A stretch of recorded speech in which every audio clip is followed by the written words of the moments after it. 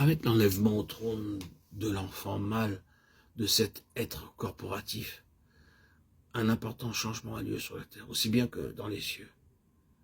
Apocalypse 12. La première chose que l'on constate après cet enlèvement, c'est une guerre dans le ciel. C'est ensuite le résultat de cette guerre. Plus de place dans le ciel pour les armées du mal. Aussi sont-elles précipitées des cieux sur la terre.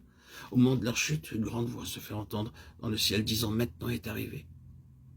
Elles semblent presque dire « Maintenant, enfin, maintenant, pour finir ». Le grand, l'éternel, maintenant.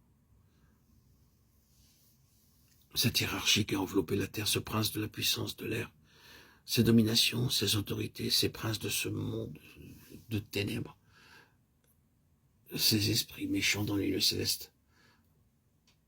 Maintenant, enfin, les voilà précipités, et maintenant est arrivé.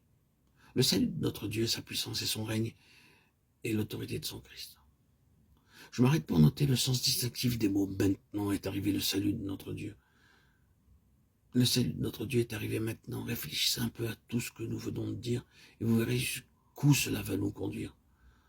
Maintenant est arrivé le règne de notre Dieu, le règne de notre Dieu est arrivé maintenant. Maintenant est arrivée la puissance de notre Dieu, et la puissance de notre Dieu est arrivée maintenant.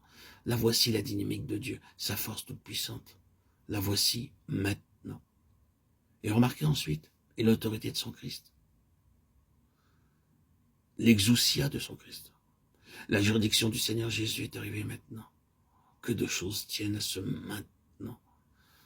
Vous posez ces phrases une à une, et vous vous rendez compte que l'enlèvement de l'enfant mâle coïncide avec l'avènement du salut, de la puissance et du règne de notre Dieu, et de la juridiction de son Christ. Oh, quel final! Il faut plus de temps que nous l'avons maintenant pour mesurer toute cette gloire. Laissons donc cela pour le moment, et passons plus loin. Sur la terre, l'histoire entre dans une nouvelle phase, et dans le ciel également. C'est quelque chose de nouveau qui commence. Mais avant d'en arriver là, remarquons les termes. Une grande voix se fait entendre dans le ciel, et cette grande voix dit « Notre Dieu, nos frères ». Il y a là dans le ciel des rachetés qui regardent, ils appellent ce groupe de vainqueurs « nos frères ». Et les gardes de Dieu, ils disent « Notre Dieu ». Ils étaient là avant les autres. Et ils ont suivi avec intérêt cette bataille dernière dans laquelle les vainqueurs étaient engagés. Dans tous les temps, il y a eu des vainqueurs, ils ont vaincu et s'intéressent à cette victoire jusqu'à sa consommation. Aussi disent-ils, notre Dieu, nos frères, qui accusait nos frères. Et remarquez plus loin, Satan est descendu. Littéralement, allez en bas, vers vous.